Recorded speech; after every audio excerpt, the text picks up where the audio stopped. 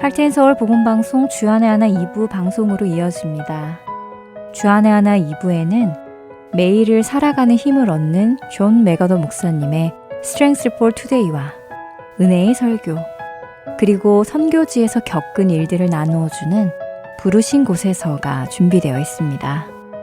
먼저 존 맥아더 목사님의 Strength for Today 들으시겠습니다.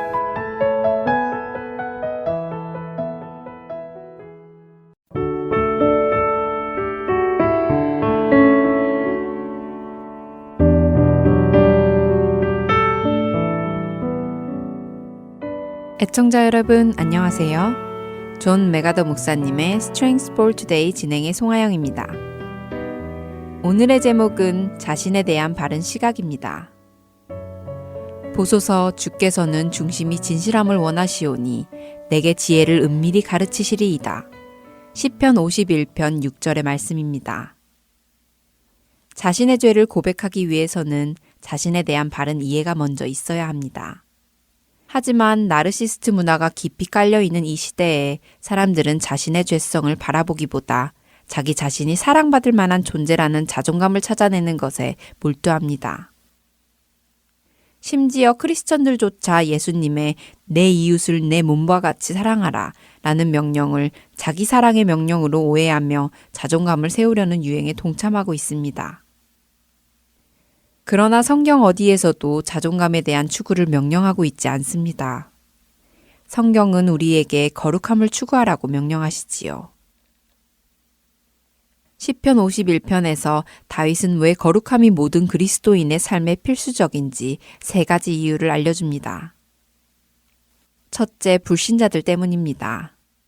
다윗은 자신이 거룩한 삶을 살 때만이 하나님의 증인이 될 수 있음을 알았습니다. 시편 51편 13절에서 그는 이렇게 언급합니다. 하나님께서 자신을 용서해 주신 후에야 비로소 본인 또한 범죄자에게 주의 도를 가르칠 수 있고 죄인들이 주께로 돌아옴을 보게 된다고 말입니다. 베드로 또한 베드로전서 2장 9절 말씀에서 이에 동의하는 말씀을 합니다. 그러나 너희는 택하신 족속이요 왕같은 제사장들이요 거룩한 나라요 그의 소유가 된 백성이니 이는 너희를 어두운 데서 불러내어 그의 기이한 빛에 들어가게 하신 이의 아름다운 덕을 선포하게 하려 하심이라. 고백하지 않은 죄에 대한 죄책감은 그리스도인의 입을 굳게 다물게 하기에 다윗은 자신의 죄를 고백한 후에야 하나님의 증인이 될 수 있다고 말하는 것입니다. 그리스도인에게 거룩함이 필수인 이유 2번째는 하나님 때문입니다. 다윗은 14절에 하나님이여 나의 구원의 하나님이여 피 흘린 죄에서 나를 건지소서 내 혀가 주의 의를 높이 노래하리이다 라고 고백하며 자신의 삶이 정결할 때에야 하나님을 찬양할 수 있음을 말합니다. 또한 16절과 17절에서 하나님께서 그분의 자녀가 형식적인 의식을 따르는 것보다 거룩한 삶을 살기를 원하신다고 설명하시지요. 믿는 자들이 거룩한 삶을 영위해 나갈 때 하나님은 기뻐하시며 믿는 자들이 죄를 지을 때 하나님께서는 영광을 받지 못하십니다. 마지막으로 3번째, 그리스도인이 거룩해야 하는 이유는 다른 믿음의 형제자매들 때문입니다. 믿는 자의 죄는 직접적으로나 간접적으로 다른 믿는 자들에게 항상 영향을 끼칩니다. 왕으로서 다윗의 죄는 그의 가족과 이스라엘 나라 전체에 영향을 미쳤습니다. 그래서 그는 이 죄 고백의 시인 시편 51편을 이스라엘 나라 전체를 위한 기도로 마무리했습니다. 주의 은택으로 시온에 선을 행하시고 예루살렘 성을 쌓으소서. 그때 주께서 의로운 제사와 번제와 온전한 번제를 기뻐하시리니 그때 그들이 수소를 주의 제단에 드리리이다. 시편 51편 18절과 19절 말씀입니다. 우리의 고백은 죄인인 자기 자신을 올바로 이해한 근거에서 나오는 고백입니까? 고린도후서 7장 1절 말씀, 그런즉 사랑하는 자들아, 이 약속을 가진 우리는 하나님을 두려워하는 가운데서 거룩함을 온전히 이루어 육과 영의 온갖 더러운 것에서 자신을 깨끗하게 하자. 라는 이 말씀을 근거로 거룩해지기를 간절히 기도하는 우리가 되기를 바랍니다. 오늘 Strength for Today 마칩니다. 안녕히 계세요.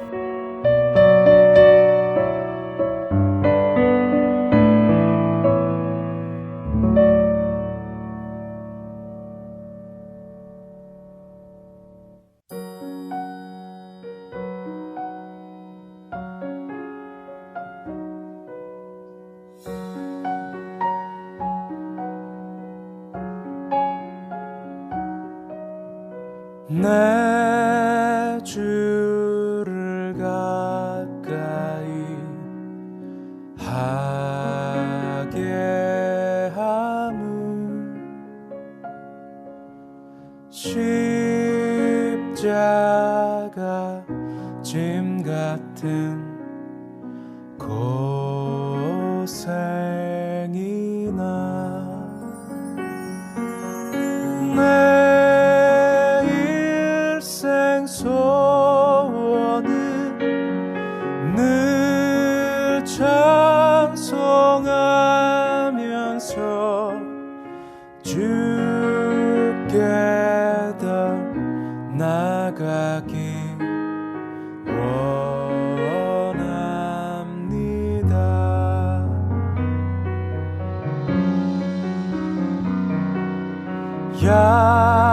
야곱이 잠 깨어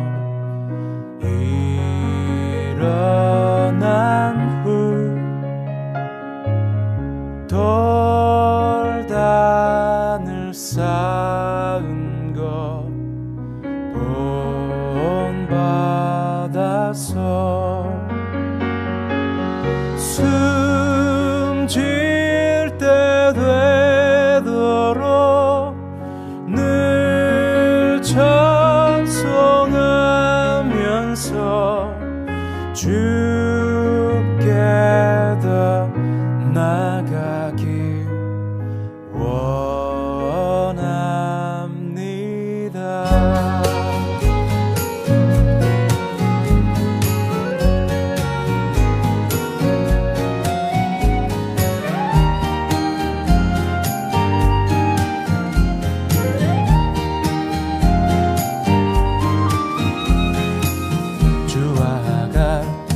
길 가는 것 즐거움이라는가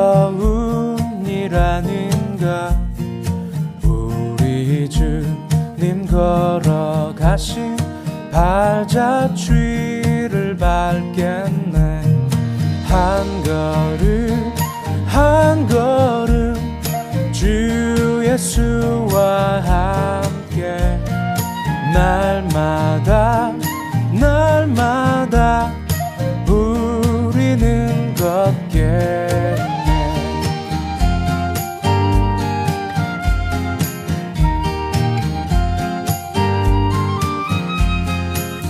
꽃이 피는 들판이나 험한 골짜기라도 주가 인도하는 대로 주와 같이 걷겠네. 한 걸음 한 걸음 주 예수와 함께 날마다 날마다 우리는 걷겠네. 한 걸음 한 걸음 주 예수와 함께 날마다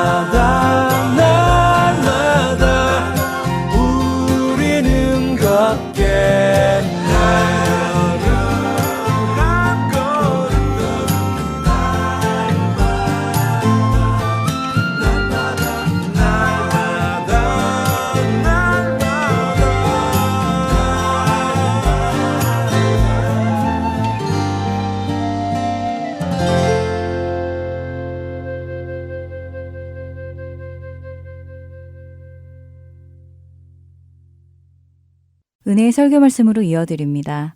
오늘은 성남 우리는 교회 박광리 목사님께서 예수 믿는다는 의미라는 주제의 말씀 전해주십니다. 은혜 시간 되시길 바랍니다.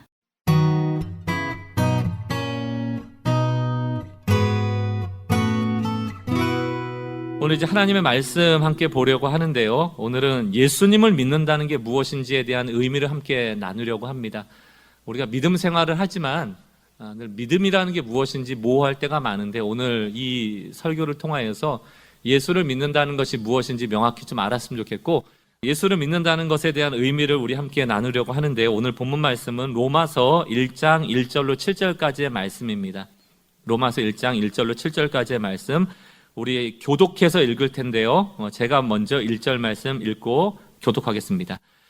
예수 그리스도의 종 바울은 사도로 부르심을 받아 하나님의 복음을 위하여 택정함을 입었으니 이 복음은 하나님이 선지자들을 통하여 그의 아들에 관하여 성경에 미리 약속하신 것이라. 그의 아들에 관하여 말하면 육신으로는 다윗의 혈통에서 나셨고 성결의 영으로는 능력으로 하나님의 아들로 선포되셨으니 곧 우리 주 예수 그리스도시니라. 그로 말미암아 우리가 은혜와 사도의 직분을 받아 그의 이름을 위하여 모든 이방인 중에서 믿어 순종하게 하나니 너희도 그들 중에서 예수 그리스도의 것으로 부르심을 받은 자니라. 함께 읽습니다. 로마에서 하나님의 사랑하심을 받고 성도로 부르심을 받은 모든 자에게 하나님 우리 아버지와 주 예수 그리스도로부터 은혜와 평강이 있기를 원하노라. 아멘. 요즘 이제 코로나를 팬데믹이다 이렇게 얘기를 합니다. 이 팬데믹이라는 용어의 그 팬이라는 것은 에브리띵이라는 모든이라는 의미를 포함하고 있고요. 이 데믹이라는 데모스, 인류라는 의미입니다. 그래서 전 인류에게 감염이 됐다 이런 것을 이제 팬데믹이다라고 얘기를 하는데요.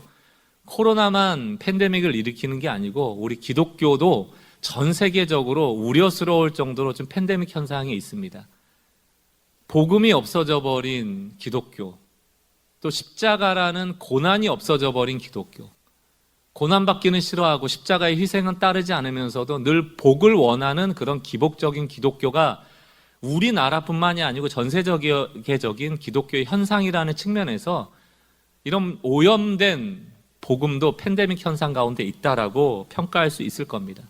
그렇다면 이 영적인 오염된 팬데믹 시대 속에서 백신이 무엇인가? 그건 뭐 말씀이에요.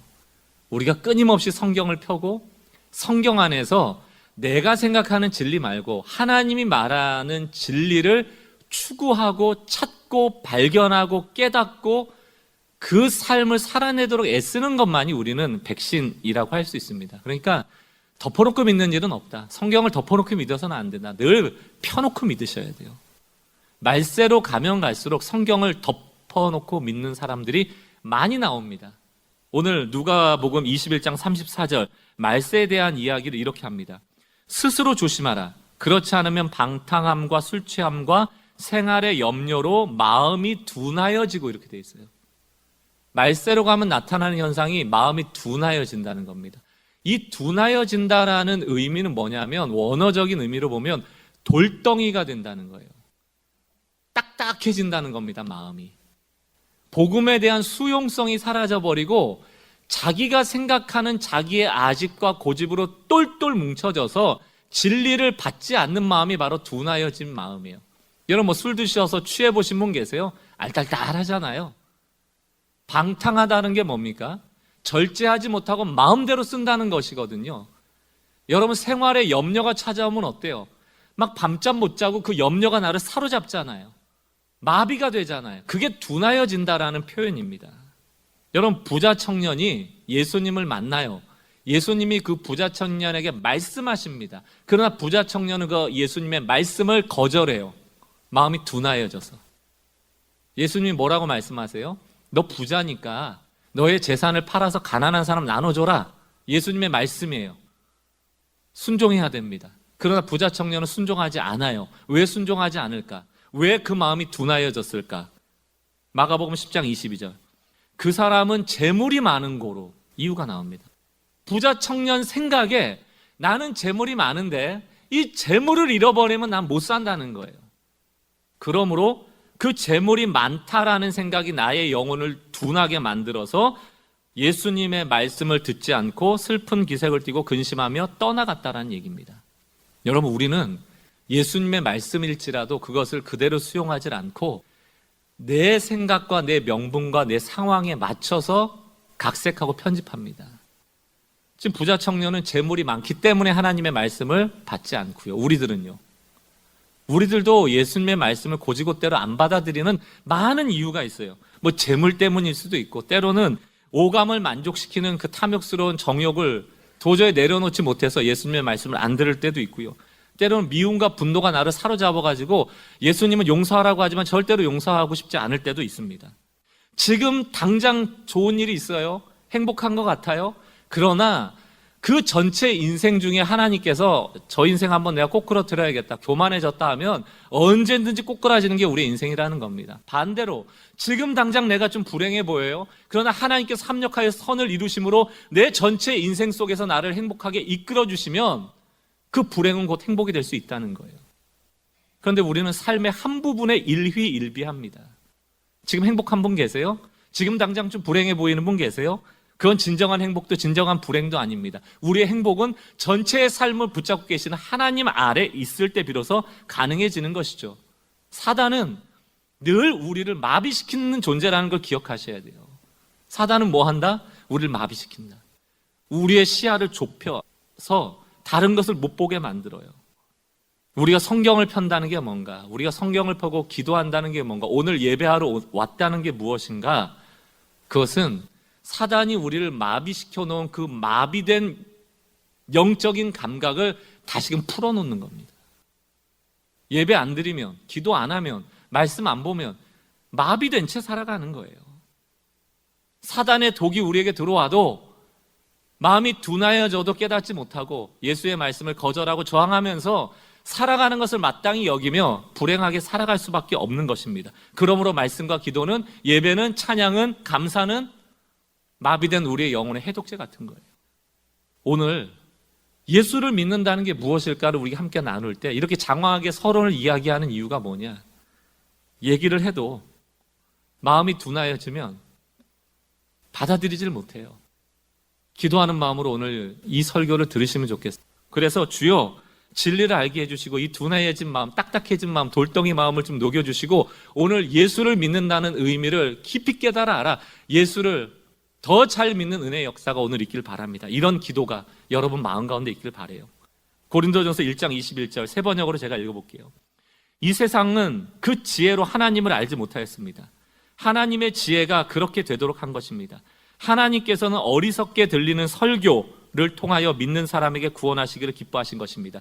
복음이라는 것은 세상의 지혜로 깨달을 수 없다. 하나님의 지혜로만 깨달을 수 있다. 왜냐하면 이 복음의 진리는 하나님의 영으로 계시로 비밀 가운데 되어진 것이지 우리 지혜 밖의 이야기란 말이에요.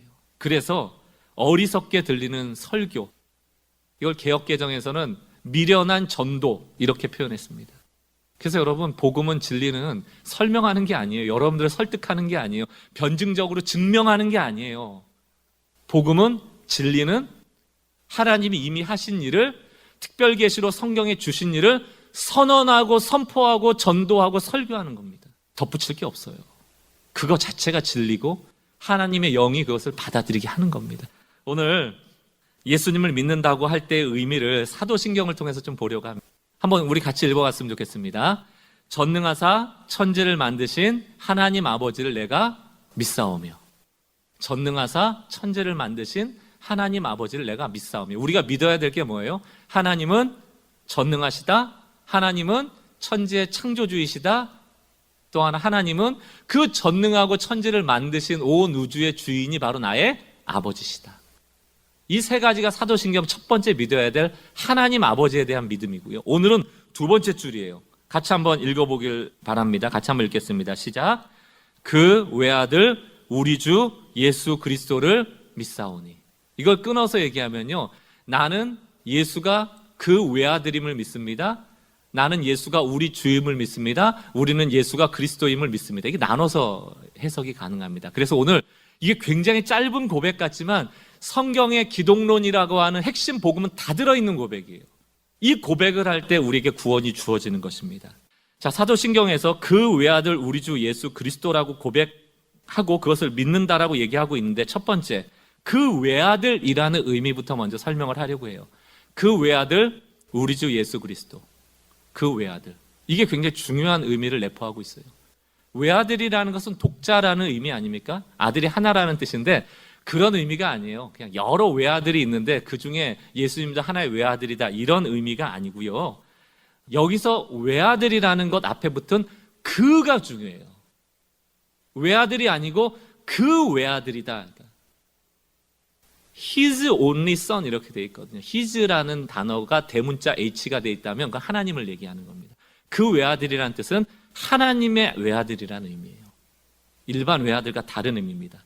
그분을, 왜 예수님을 하나님의 독생자라고 부릅니까? 이렇게 질문이 돼 있어요.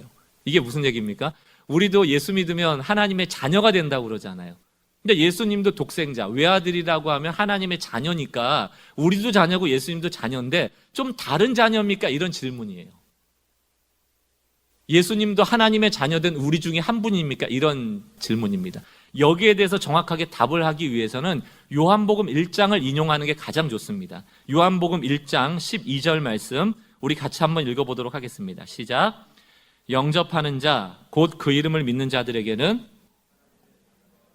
여기서 하나님의 자녀가 나오잖아요. 여기서 자녀는 children이에요. 그러니까 자녀들, 복수로 돼 있고, 요 단어는 헬라어로 테크나 이래서 그냥 아이들, 자녀들, 아들, 딸 이런 걸 얘기하는 우리 육신의 아들, 딸들 있잖아요. 그런 자녀들을 표현하는 단어라고 한다면, 그 밑에 요한복음 1장 14절에는 이런 말씀 있죠. 말씀이 육신이 되어 우리 가운데 거하심에, 말씀이 육신이 되어 거하신 분이 예수님이죠. 그의 영광을 보니 아버지 독생자의 영광이요 은혜와 진리가 충만하더라 할 때 아버지의 독생자라는 단어에는 only son이라는 단어를 씁니다. 이게 헬라어로도 노모게노스, 노모 유일하다, 게노스 혈통, 이 세상에는 존재하지 않는 혈통이다 이런 뜻이에요. 그러니까 우리가 자녀된 것과 예수가 독생자라는 의미는 아예 다른 것이죠. 우리는 하나님의 자녀, 입양된 자녀이고 여기서 말하는 독생자라는 것은 하나님의 외아들이라는 의미를 갖고 있고요. 그 의미는 결론적으로 말씀드리면 이 예수는 곧 하나님과 동등한 분임을 믿는 거예요. 이게 신앙 고백입니다. 그 외아들이라는 뜻의 의미예요. 요즘 이제 막 자유주의 신학들이 판치고 그러니까요. 왜 하나님을 아버지라고 하냐 해서 어머니 하나님도 만들고요. 외아들, 왜 아들이냐, 왜 딸은 없냐 하고 이렇게 또 젠더 이슈로 이것들이 활용될 때가 많은데, 여러분 하나님의 아버지라는 뜻은 남자 여자라는 뜻을 말하는 게 아니고 하나님의 인격성에 대한 얘기예요. 그걸 상징적으로 얘기하는 단어고요. 외아들이라는 단어도 아들이 중요한 게 아니고 바로 그 외아들을 통하여 이 아들은 사람의 자녀와는 다른 하나님과 동등한 분임을 선포하는 겁니다. 그럼 우리가 사도신경에서 어떤 믿음을 가져야 돼요? 예수는 곧 하나님이시다. 그 얘기를 표현하는 단어입니다. 그럼에도 불구하고 예수님은 하나님이심에도 불구하고 하나님의 본체를 버리고 하나님과 동등됨을 취하지 않고 사람의 몸으로 오셔서 십자가를 지신 거예요. 섬김을 받을 만한 분이시지만 섬기기 위한 종으로 오시게 된 것입니다. 그래서 여러분 여호와의 증인이라는 이단들이 늘 좀 이런 외아들이라는 표현을 악용합니다. 하나님으로부터 나온 아들이니까 하나님보다 열등하다라고 얘기를 하고요. 요한복음 같은 데도 보면 예수님이 늘 고백하시거든요. 나는 아버지의 뜻을 이루러 왔지 내 뜻을 이루러 온 게 아니다 이렇게 얘기를 하거든요.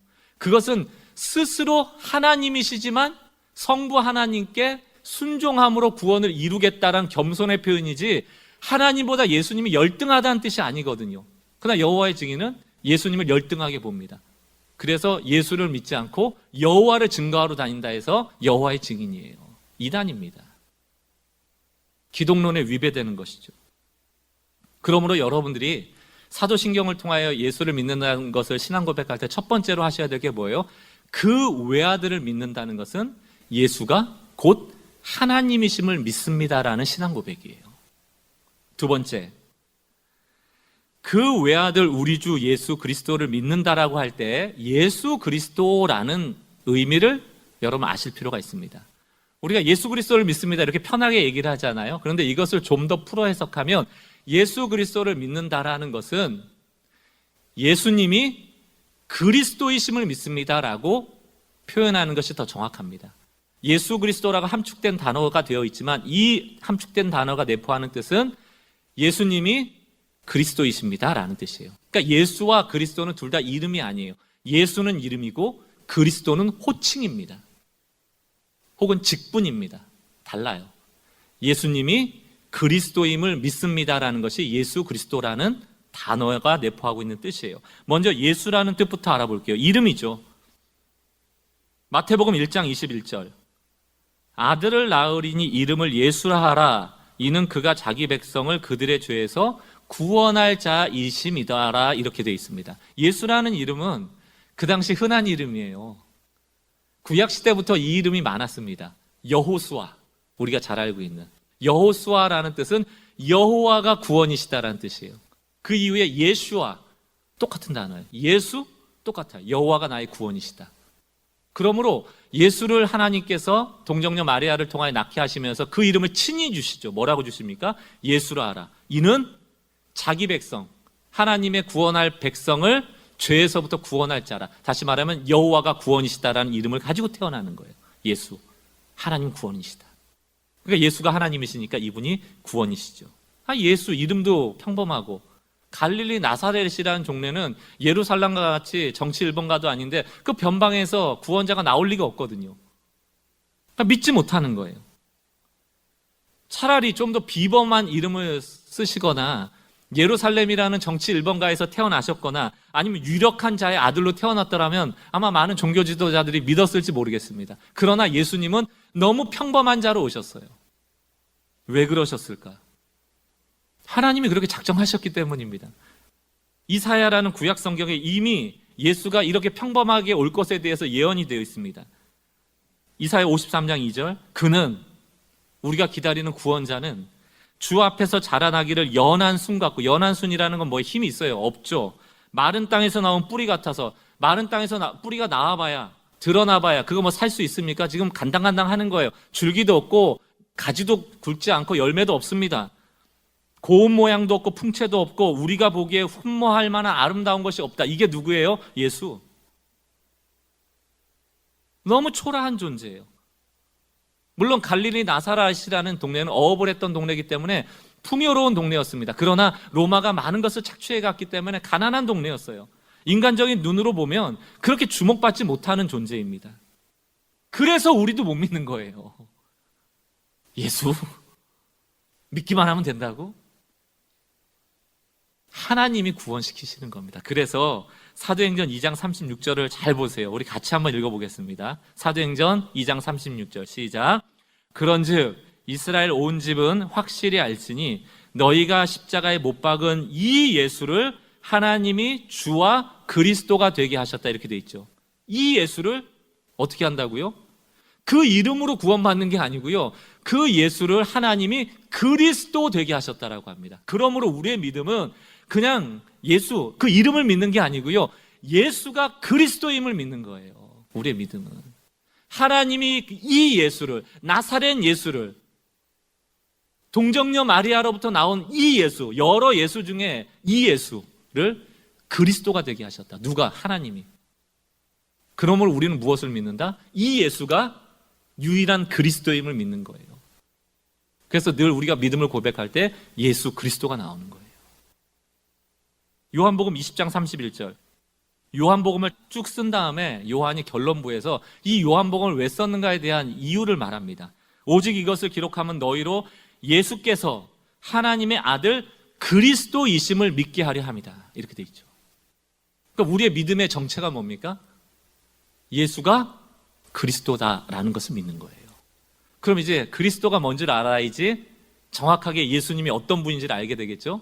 이름만으로는 안 된단 말이에요. 그 당시에 뭐 이름이, 예수라는 이름이 많았으니까. 자, 이제 그리스도라는 것은 메시아라는 뜻입니다. 구약에서 메시아, 신약에서는 그리스도, 똑같은 얘기예요. 구원자라는 뜻입니다.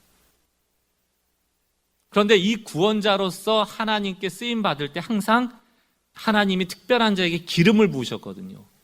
그래서 이 메시아, 그리스도라는 의미는 기름 부음을 받았다라는 의미예요. 기름 부음을.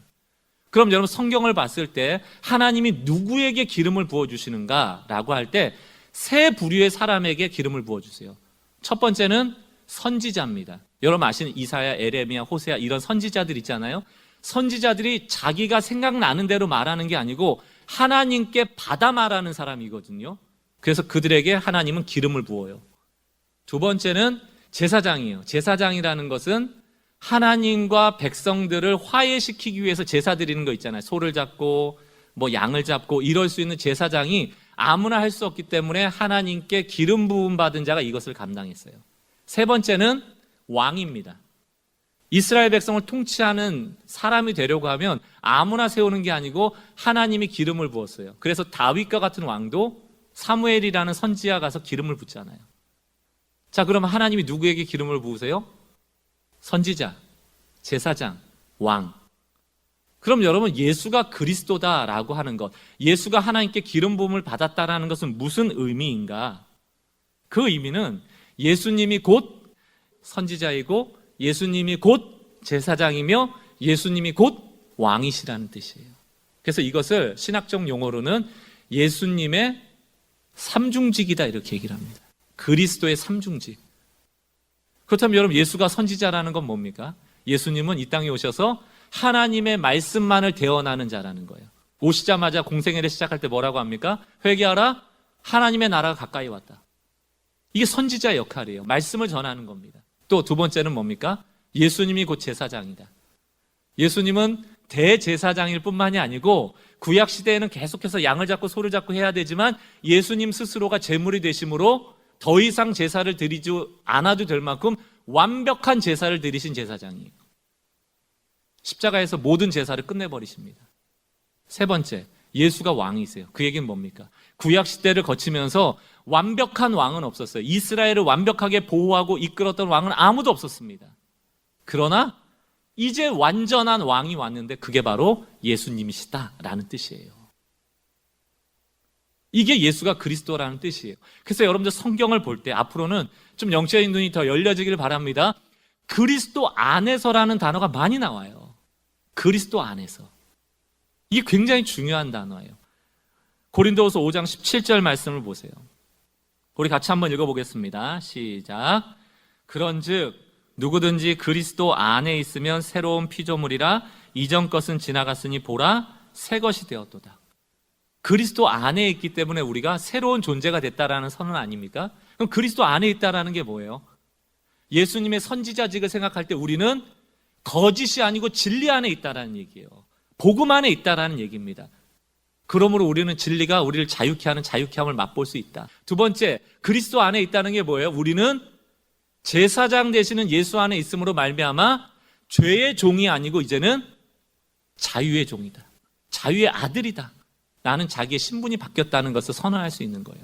그럼 또 그리스도 안에 있다는 게 뭐예요? 우리는 완전한 왕 아래 보호받고 있다는 얘기예요. 여러분, 이전에는 왕이라고 해봐야 불안불안한 거예요. 전쟁을 하면 질까? 혹은 전쟁에 패해서 먹고 살지 못할까? 누구의 지배를 받고 우리 힘들지 않을까? 그러나 예수가 완벽한 왕이 되어주신다. 특별히 사단의 권세로부터 우리를 지키고 보호하시는 분이 되신다. 이것이 바로 그리스도의 삼중직의 의미라는 것입니다. 이해가 되시나요? 그래서 저는 이 찬양 참 좋아합니다. 6월절 어린 양의 피로 이 찬양인데요. 그 찬양의 가사에 보면 난 주보혈 아래에 있네. 난 원수의 어떠한 공격에도 무너지지 않네. 난 주보혈 아래에 있네. 이 얘기가 뭡니까? 난 그리스도 안에 있네. 난 보호받고 있다는 거예요. 나는 하나님의 자녀라는 거예요. 나는 진리 안에 있다는 거예요. 우리가 예수를 믿는다는 것은 우리가 이제는 예수로 말미암아 그리스도 안에 존재하는 자가 되었다는 의미예요. 마지막입니다. 사도신경에서 그 외아들 우리 주 예수 그리스도를 믿는다고 할 때 우리 주가 무엇인가? 우리 주. 이 우리 주를 이해하는 것이 이제 믿음 생활하면서 우리가 교리적으로만 예수님이 어떤 분이다, 그리스도가 어떤 분이다를 아는 것뿐만이 아니고 그렇다면 우리가 어떻게 실천적인 삶을 살아내야 되는가에 대한 답을 주는 고백이에요. 예수님이 우리 주다. 사도행전 2장 36절을 보세요. 우리 같이 한번 읽어보겠습니다. 시작. 그런즉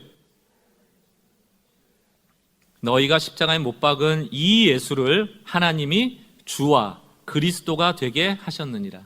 그러니까 예수는 그리스도라고 우리가 믿지만 또 하나는 뭡니까? 예수가 주다라는 것을 믿는 거예요.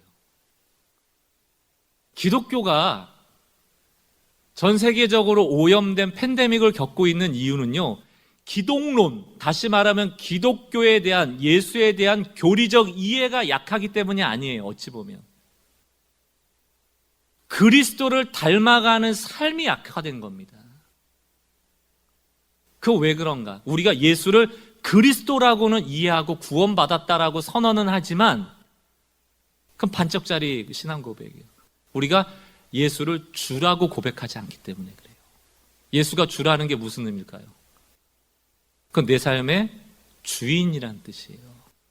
그러니까 우리가 살아가면서 우리가 명령을 듣고 순종해야 될 주인이 있다는 뜻입니다. 우리는 청직이라는 얘기예요. 그래서 자꾸 예수님이 나의 안에 거하라. 너희가 나를 떠나서는 스스로 아무것도 할 수 없다. 이게 바로 주님의 로드십, 주인됨을 인정하는 신앙 고백이거든요. 근데 우리는 예수가 그리스도야 라고 해서 구원은 받았다고 좋아하는데 실제로 예수님이 내가 너희 주인이니까 나의 명령에 순종해라고 하면 싫어해요. 그러니까 늘 믿음이 반쪽짜리죠. 분명히 하나님이 이 예수를 주와 그리스도 되게 하셨는데 우리는 주를 빼버리는 거예요. 왜 우리는 예수님을 주로 여기지 않을까? 거기에는 우리 그 신앙의 기저에 깔려있는 불신 때문에 그렇습니다. 어떤 불신일까? 하나님이 선하심을 믿지 못하는 거예요. 하나님이 우리를 정말 사랑하고 계시다라는 것을 믿지 못하는 거예요. 왜 하나님께서 예수 그리스도를 통하여 하나님의 본체까지 다 내려놓고 하나님과 동등됨을 취하지 않고 인간이 돼서 십자가에 피 흘려 죽으심으로 우리에게 전하고 싶은 메시지가 뭐였냐고요. 여러분 그 십자가를 통해서 받으시는 메시지가 뭐예요? 아, 저 예수를 믿으면 나 천국 간다. 그것만입니까? 예수님이 그 십자가에서 피 흘리시면서 우리에게 주시고자 하는 진짜 메시지가 뭐예요? 오늘도 유효한 메시지가 뭡니까? 우리 사랑한다는 거예요. 그리고 요한복음의 표현으로 빌리면 나는 선한 목자다. 양을 지키기 위하여 목숨을 아끼지 않고 싸우는 선한 목자다. 우리가 하나님의 선하심을 믿지 못하기 때문에 저 주인을 악하다 여기기 때문에 순종하지 않는 겁니다. 편한 믿음만 갖는 거예요. 예수는 그리스도, 천국 간다. 그런데 예수가 주야. 그럼 그건 싫어요. 하나님 악해요. 하나님은 내가 손해보는 일을 시켜요. 난 순종할 수 없어요. 저렇게 순종하면 이 세상에 못 살아요. 바보 취급당해요. 결국 예수는 그리스도라고 고백하고 천국은 소유했으나 이 인생의 주인은 내가 되는 거죠. 그래서 우리가 예수를 그리스도라고 믿는 믿음에만 머물러 있지 않고 예수를 주로 믿고 공동체라는 우리 주로서의 책임감을 가지는 성도로 우리가 세워져 가려면 반드시 기억해야 될 말씀이 있습니다. 성경은 예수가 그리스도야, 믿으면 천국 가라는 말만 전하고 있는 게 아니고 항상 그러니까 너가 예수를 그리스도로 믿었다면 이제는 예수를 주로 믿고 이렇게 살아야 되라는 삶의 지침도 말하고 있단 말이에요. 고린도전서 15장 31절을 보세요. 형제들아, 내가 그리스도 예수 우리 주 안에서 가진 바 너희에게 대한 나의 자랑을 두고 단언하노니 나는 날마다 죽노라. 이렇게 돼 있죠. 내가 죽는다는 것은요, 내가 유익을 얻지 못한다는 뜻이에요. 내가 죽는다는 뜻은 내가 손해보고 희생한다는 뜻이에요. 왜? 우리를 위해서, 우리 주니까. 사도 바울이 이런 얘기를 할 때 그냥 얘기한 게 아니잖아요. 어디까지 사도 바울이 고백했습니까? 내 구원을 취소시켜주고 내 혈육인 유대인을 구원해달라고 얘기를 하잖아요. 나는 날마다 죽노라. 나는 날마다 참노라. 나는 날마다 인내하노라. 나는 날마다 희생을 감수하노라. 사랑하는 성도 여러분, 가끔 이런 분들이 있어요. 누구 성도를 좀 돕습니다. 돈으로 물질로 도울 수도 있고 시간을 내어 도울 수도 있고 어쨌든 나의 에너지를 써야 되잖아요. 그러면 내 몸이 어떻게 됩니까? 피곤해지죠. 내 에너지가 빠져나가니까 힘들죠. 내 물질을 들여서 섬겼으니까 내 물질이 줄어들었죠.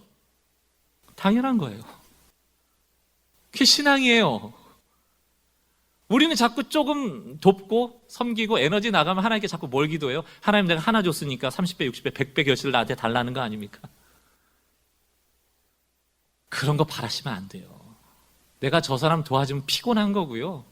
내가 저 사람 도와주면 지치는 거고요. 내 에너지 뺏기는 거고요. 내 물질 소모되는 거예요. 그게 신앙입니다. 그걸 인정하는 게 신앙이에요.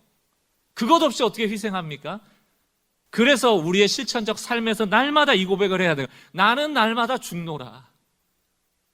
나는 예수를 그리스도임을 믿고 나는 예수가 주임을 믿기 때문에 나는 날마다 죽노라. 나는 사도 바울은 실천적 고백을 한 거예요. 또 예수님이 뭐라고 얘기하십니까?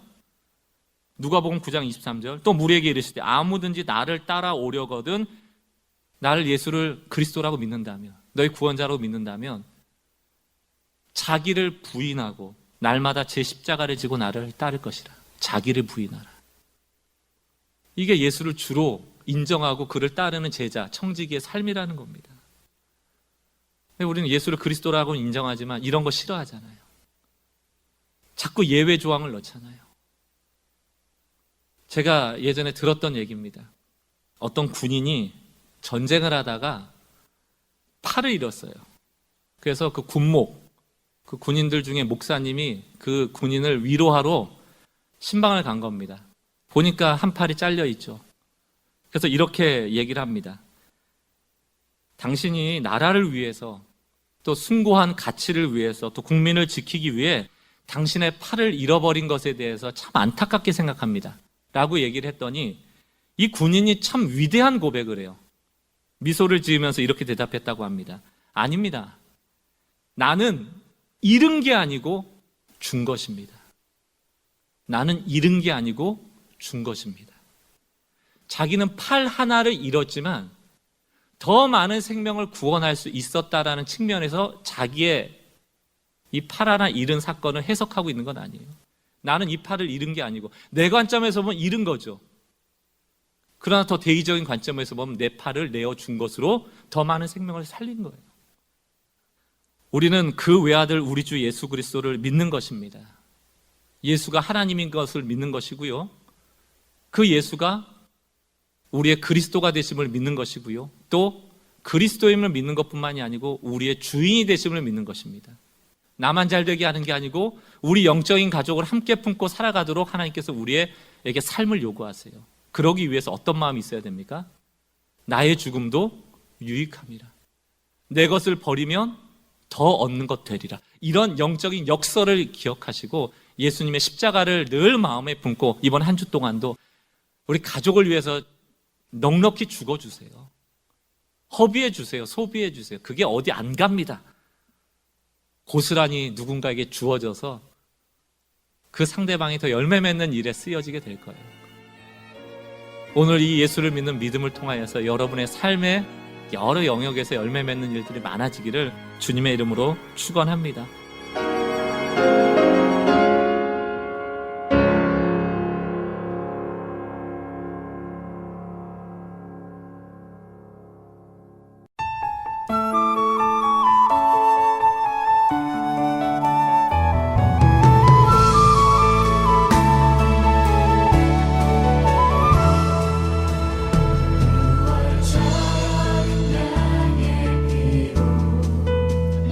나의 삶의 문이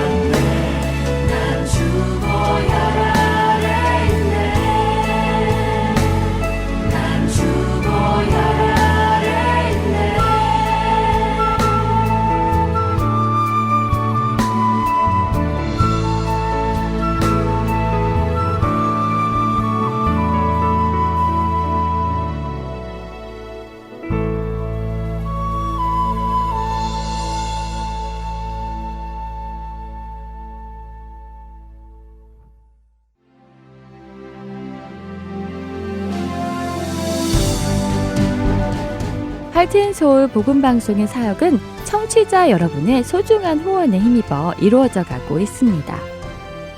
매월 정기적인 후원은 저희 사역을 계획하고 추진해 나가는 데 기초가 됩니다.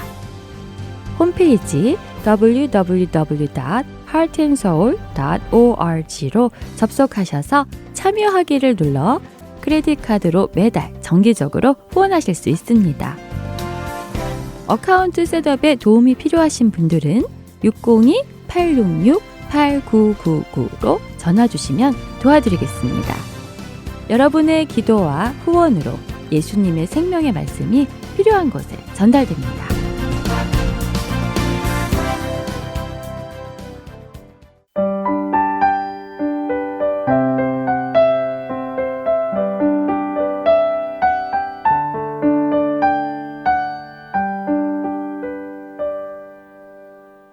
계속해서 부르신 곳에서로 이어집니다. 오늘은 알래스카에서 노숙자와 알래스카 원주민을 대상으로 다민족 선교 사역을 하고 계시는 앵커러지 열방교회 권성애 사모님께서 들려주십니다.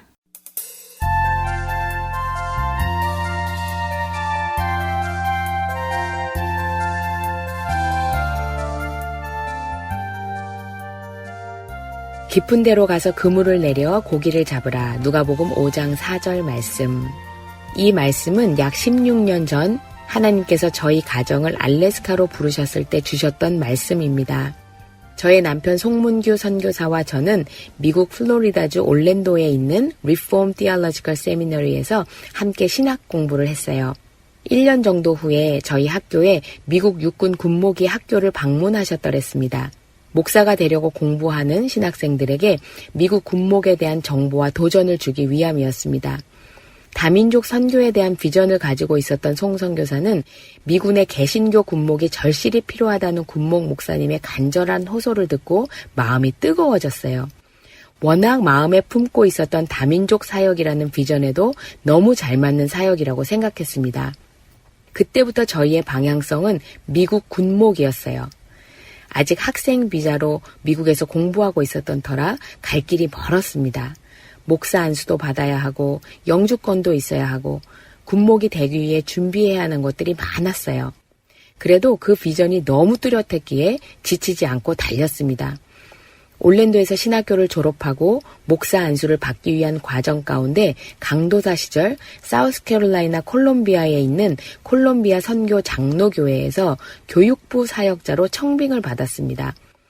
사우스캐롤라이나 콜롬비아는 미국 군목이 되려면 누구나 필수적으로 한 번은 가야 하는 군목 학교가 있는 곳이었어요. 미국 군목의 길을 걷고자 준비하고 있던 저희들은 콜롬비아 선교 장로교회의 부르심은 그야말로 기가 막힌 하나님의 인도하심이었습니다. 올랜도에서 콜롬비아로 사역지를 옮기고 하나님의 은혜로 그곳에서 사역하는 동안 목사 안수도 잘 받고 영주권도 잘 받았습니다. 이제 군목이 되기 위한 기본 조건이 갖추어졌습니다. 모든 서류를 준비해서 군목 신청을 했고 서류 심사가 잘 통과하여 이제 신체 검사와 체력 검사를 앞두고 있었어요. 송 선교사는 30대 젊은 나이에 사역과 더불어 체력 검사 통과를 위해 새벽부터 밤 늦게까지 운동을 쉬지 않았습니다. 신체 검사 날이 먼저 잡혔어요. 신체 검사를 통과하면 체력 검사가 진행되는 것이었습니다. 신체 검사 날 송 선교사는 자신 있게 신체 검사장으로 갔습니다. 미국에서 유학 생활을 하는 동안 의료보험이 없었기 때문에 정기 건강검진이나 치과, 안과, 체크업이나 그런 것은 받아보지 못하고 살았지만 특별히 아픈 것도 없고 나름 건강체질이라 신체검사는 별 무리 없이 통과될 것이라 생각했어요. 그런데 신체검사 중 안과 검사를 받는 동안 송 선교사가 녹내장이 있다는 것이 발견되었습니다. 안압이 높은 그러나 아무 증상이 없어서 병이 있는지도 모르고 있다가 어느 한순간 앞이 보이지 않는 병이라고 했습니다. 그러면서 녹내장은 눈의 안압을 낮추는 약을 평생 넣어야 하는 병이기 때문에 미군 장교로서 적합하지 않다며 실격이라는 도장을 꽝 찍었습니다.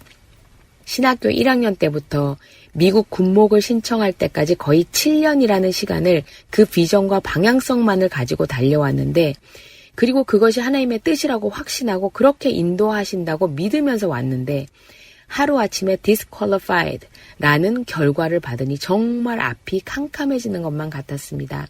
저는 그날 하루 종일 울었던 것 같아요. 도저히 그 상황이 이해되지 않았습니다. 송선교사도 저도 기도도 안 나오고 그냥 울다가 멍하니 있다가 그렇게 하루를 지냈습니다. 그 다음날 저는 아직도 이해도 되지 않고 앞으로 어떻게 해야 하는지도 모르는 상태인데 송선교사는 새벽에 교회에 가서 기도를 하고 오더니 저에게 이렇게 말하는 거예요. 하나님께서 자기 마음에 이렇게 말씀하셨다고. 지금까지는 네가 했다. 이제부터는 내가 한다. 송선교사는 그날로 바로 40일을 작정하고 기도원으로 갔습니다.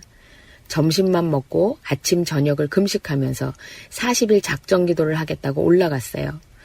둘째가 아직 1살밖에 안 된 아기였어서 저는 집에 있으면서 두 아이를 돌보며 그날부터 집에서 40일 작정 기도를 했습니다. 송선교사는 기도원으로 올라간 그날부터 거의 일주일을 뒹굴며 회개했습니다. 하나님께서 시키신 회개였다고 했어요. 회개하고 또 회개하고 또 회개하고 또 회개해도 너무 더럽고 추악한 자신의 죄를 어찌할 바 모르겠다고 했습니다. 온 몸과 마음에 덕지덕지 붙어있는 죄를 회개하게 하시는데 그렇게 회개하면서 실제로 자기 자신이 너무너무 더럽고 느껴져서 샤워를 막 했대요. 그리고 나면 조금 깨끗하게 느껴질 듯한데 바로 또 덕지덕지 붙어있는 죄를 보게 하시고 또 회개시키시고 그 작업을 일주일을 시키셨습니다. 그런 회개의 자리에 송선교사를 두신 하나님은 송선교사로 하여금 하나님 앞에서 모든 사람이 얼마나 철저한 죄인인지 그 누구 하나 더 높고 낮지 않았다는 것, 그 이 세상에 사는 모든 사람들은 하나님의 은혜가 필요하고 예수 그리스도의 보혈의 피가 필요하고 하나님의 용서가 필요하다는 것을 다시 한번 뼈저리게 깨닫고 그래서 그 누구도 정죄할 수 없음을 동시에 예수 그리스도 안에 있는 사람은 누구나 정말 빈부귀천 없이 귀하고 존귀한 존재라는 것을 확실하게 뼈에 새기게 되었습니다. 일주일 후부터 앞으로 나아갈 방향과 비전과 사명을 위해 기도하게 하신 하나님은 송선교사는 기도원에서 저는 집에서 같은 날 같은 방향성을 주셨습니다. 개척.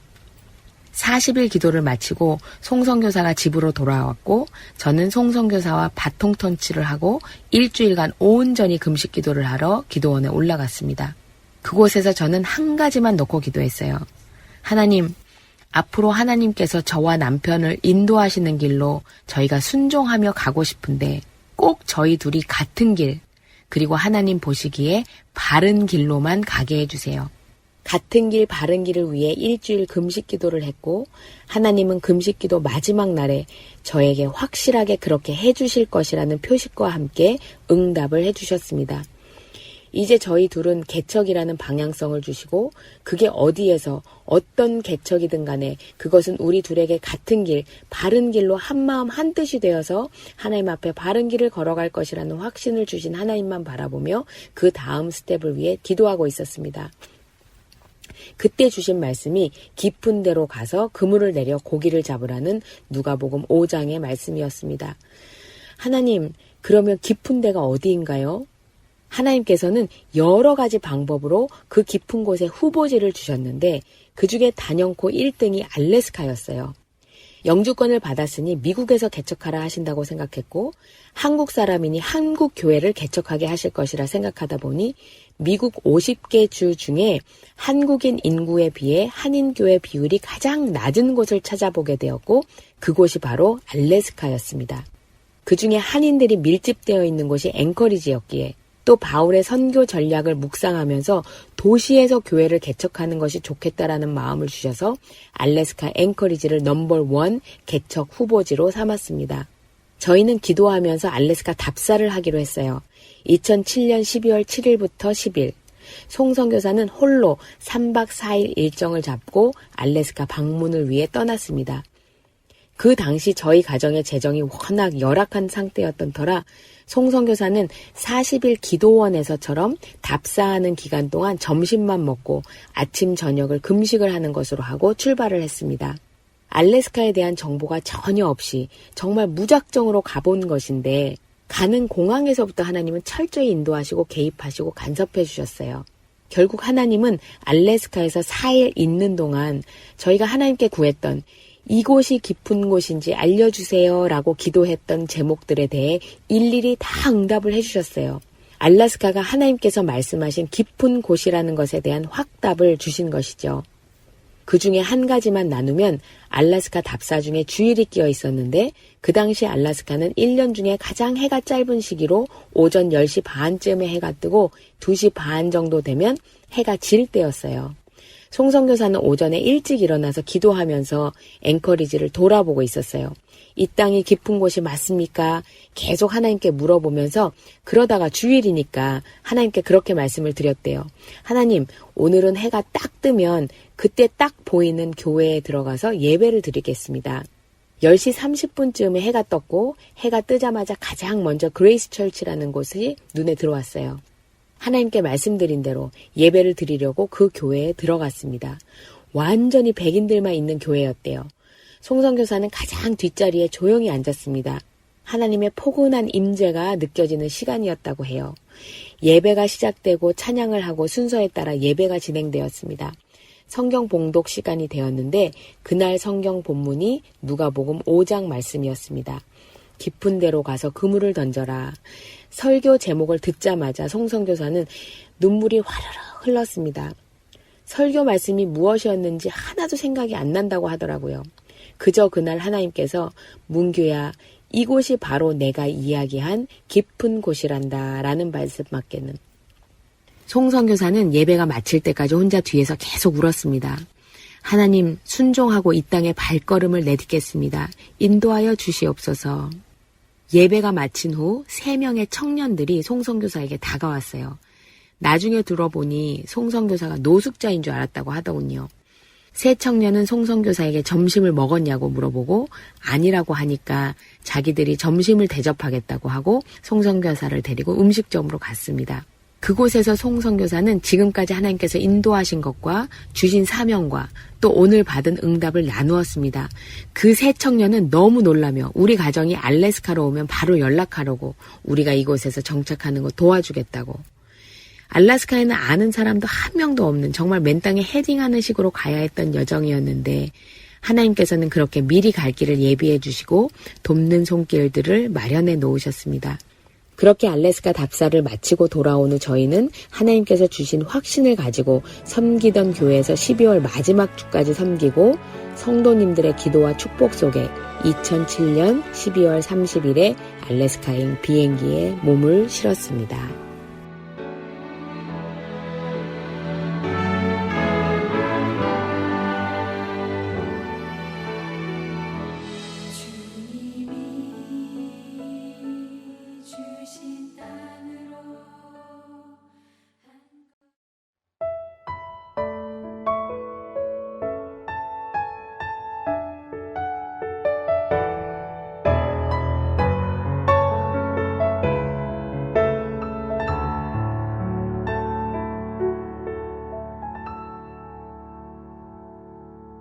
하나님의 부르심에는 후회하심이 없네.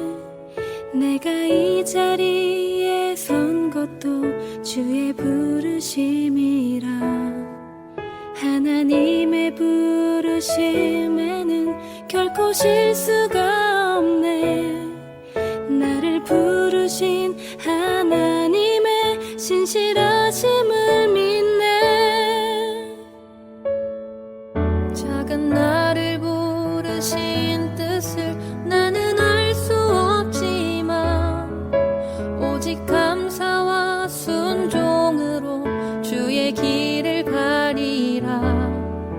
때론 내가 연약해져도 주님 날 도우시니 주의 놀라운 그 계획을 나는 믿으며 살리. 날 부르신 뜻 내 생각보다 크고 날 향한 계획 나의 지혜로 증량 못하나 가장 좋은 길로 가장 완전한 길로 오늘도 날 이끄심이네.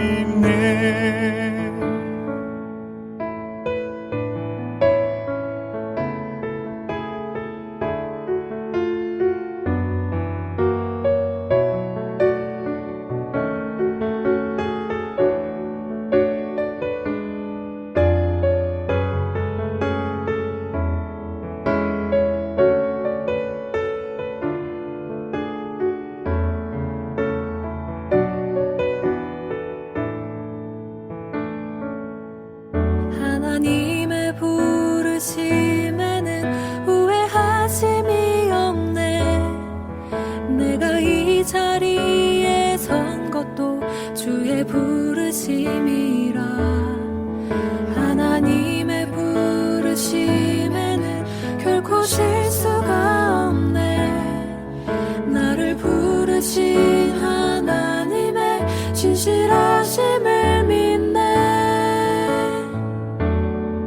작은 나를 부르신 뜻을 나는 알 수 없지만 오직 감사와 순종으로 주의 길을 가리라. 때론 내가 연약해져도 주님 날 도우시니 주의 놀라운 그 계획을 나는 믿으며 살리. 날 부르신 뜻 내 생각보다 크고 날 향한 계획 나의 지혜로 증명 못하나 가장 좋은 길로 가장 완전한 길로 오늘도 날 이끄심 믿네.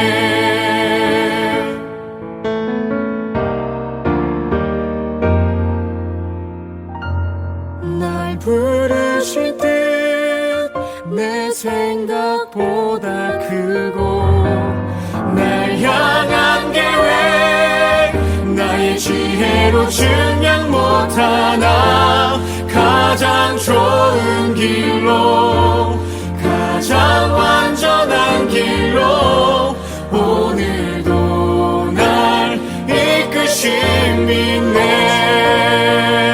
내 생각보다 크고 날 향한 계획 나의 지혜로 증명 못하나 가장 좋은 길로 가장 완전한 길로 오늘도 날 이끄심 믿네. 신실하신 주를 찬양해.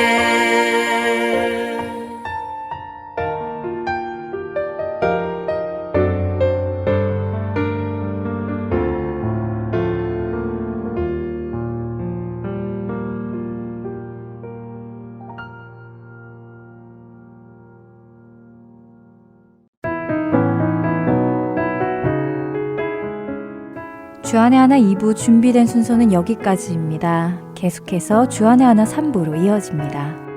주님의 말씀을 더 알아가는 시간 되시길 소망하며 2부 순서 여기에서 마치겠습니다.